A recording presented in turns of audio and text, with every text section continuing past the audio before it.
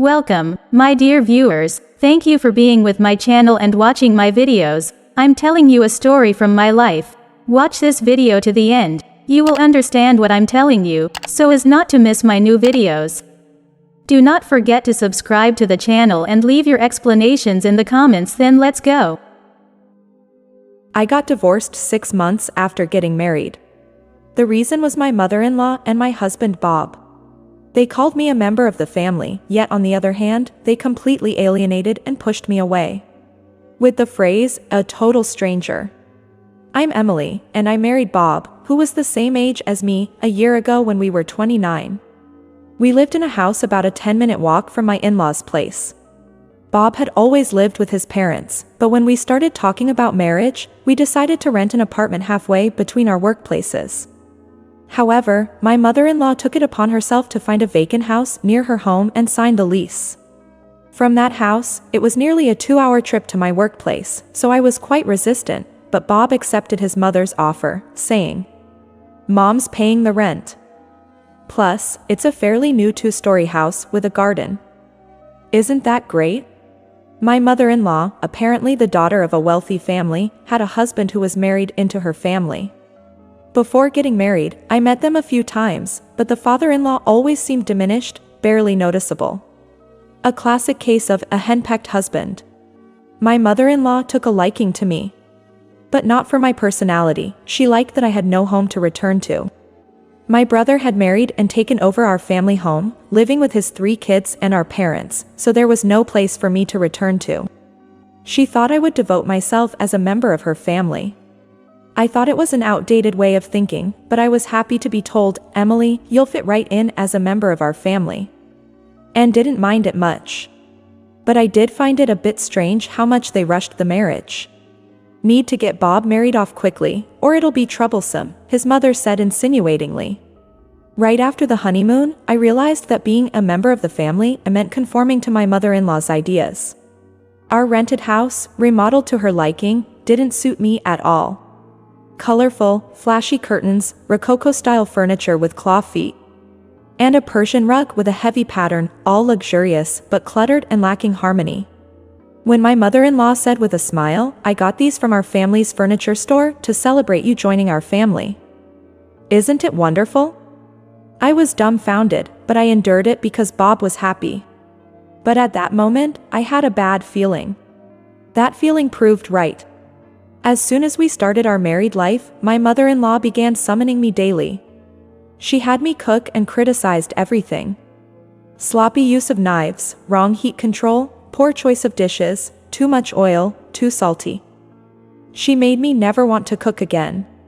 "You might have learned differently in your rural hometown, but now that you're part of our family, you need to learn our ways," she said coldly.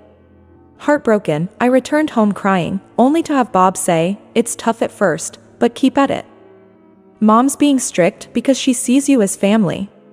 Think of it as tough love." So, I tried to rally and persevere. But being constantly criticized, I started losing confidence. It didn't help that they also disparaged my family. Even Bob started mocking me as a country girl, saying, "Guess you can't teach someone with a different upbringing." And just 2 months into our marriage, he began coming home late, leaving me alone. I started to wonder if this marriage was a mistake. During this time, my mother-in-law collapsed with a heart condition and had to be hospitalized. The cause was hypertension. According to the doctor, her blood was thick from too much salt and lack of exercise. Having never been in the position of a sick family member, I was at a loss for what to do. When I visited her, she yelled, "What a useless daughter-in-law. You're young and part of the family, so you should be taking care of me." Even my husband, who came with me, shrugged it off, saying, "Taking care of parents is the wife's job as a family member. I have work. So I'm leaving the post-discharge care to you." It's so unfair how they ridiculed me all this time, yet only wield the family member card when it suits them. Plus, as a full-time employee, did this mean I had to take over the household chores at my in-laws after she got discharged? When I brought this up to Bob, he said, "Then quit your job. As a family member, you should prioritize family over work." I was fed up. Then, unusually, my father-in-law spoke up, it's not right to put it all on Emily. She's part of our family, so let's share the care between me, Bob, and Emily. But my mother-in-law quickly retorted sharply. Husband, who's been adopted into our family, has no right to give me advice. And to suggest that Bob should help, that's outrageous. I can't burden my precious son with such troubles. Faced with these cold words, my father-in-law glared at my mother-in-law for a moment, unable to contain his anger, and then left the hospital room. I was surprised to see my father-in-law so angry. At the same time, I was moved to tears that he, despite his weaker position, had stood up for me.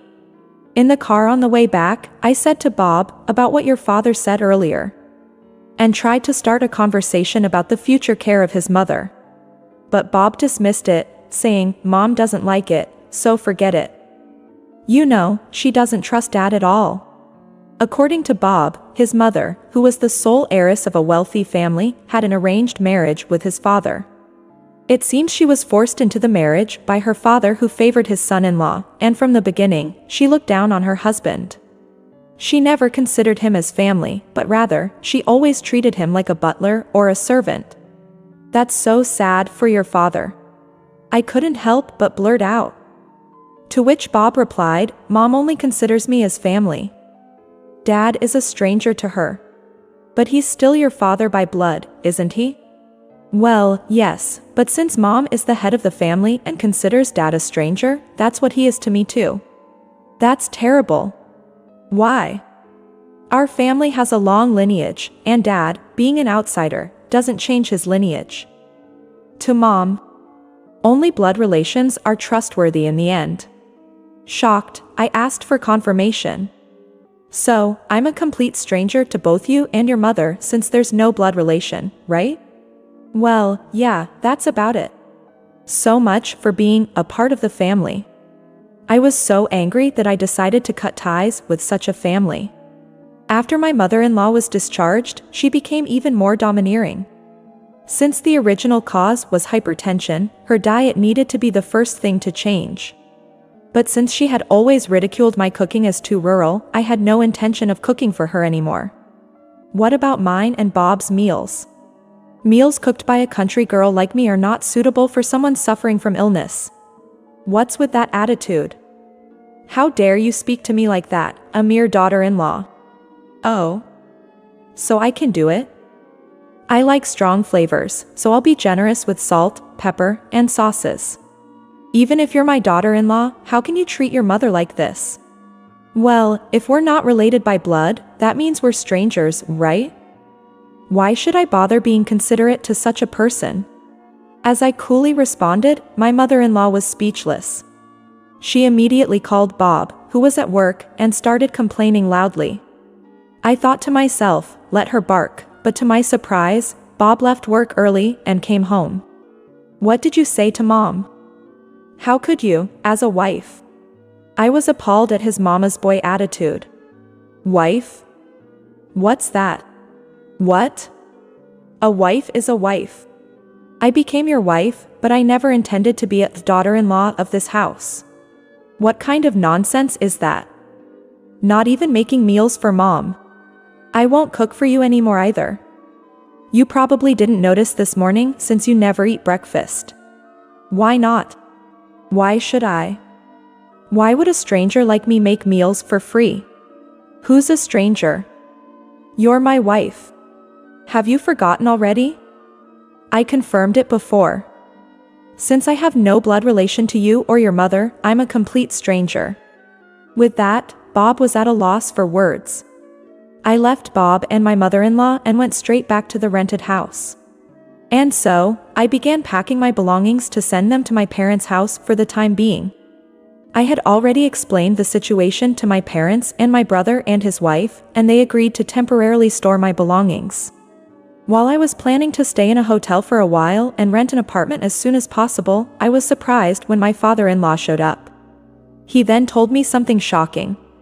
"Hey, I thought you just left suddenly, but then you sent a divorce paper. What's going on?" A few days later, I received a call from Bob. What, you want a wife who won't cook for you, won't do your laundry, won't take care of you at all, a complete stranger? Are you still saying that? Let me make it clear, even if we don't divorce, I will never take care of you again. Are you okay with that? With that, Bob fell silent. Why not just have another woman come? You had a favorite girl at a nightclub even before we got married, right? As I casually mentioned this, Bob's voice rose. What are you talking about? Your father told me. You were quite smitten with her, even bringing her to your parents' house. Your mother said she was after the family's wealth and kicked her out, right? No wonder your mother was so eager to rush our marriage. But Bob, you're still secretly seeing her, aren't you? Why not marry her? No way, that's out of the question. Mom wouldn't allow it. Well, maybe. But having affairs and cheating are enough reasons for divorce, so you'll have to pay alimony. I've got photographic evidence from a private detective. No way. Goodbye, then, and please take care of the divorce papers. I said this and hung up the phone. Serves them right. Since then, things have apparently been tough at my in-laws' house. When my father-in-law came, he told me he was divorcing my mother-in-law and had put their house up for sale. Though he was an adopted son-in-law, he was trusted by my mother-in-law's father, and the house, built by her father, was in my father-in-law's name. Moreover, my mother-in-law's father is now in debt due to failed investments and refuses to take her back. Furthermore, I heard that my mother-in-law squandered her money, and the divorce settlement was meager. Now, Bob and his mother live in an old apartment, barely making ends meet. As for me, I didn't quit my job after marriage, so I'm still working hard at the same company. Since I divorced after just 6 months of marriage, I refunded the entire amount of the wedding gifts to those who had given them. Everyone hesitated to accept at first, but when I said, "Don't worry, I got a good sum from my ex-husband," they laughed and accepted. This way, I can work at this company without any lingering issues.